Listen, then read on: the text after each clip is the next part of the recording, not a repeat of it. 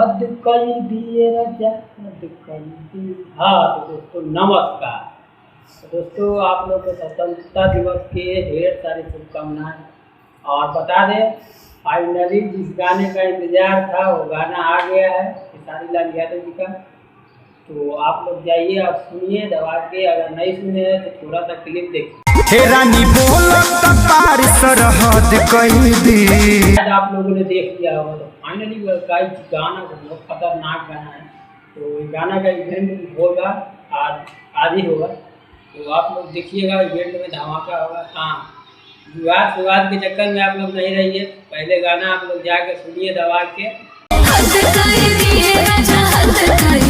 और फाइनली विवाद देखा जाएगा इवेंट में। तो आप लोग इवेंट के लिए तैयार रहिए और जिसको जाना है वो आज जाएगा।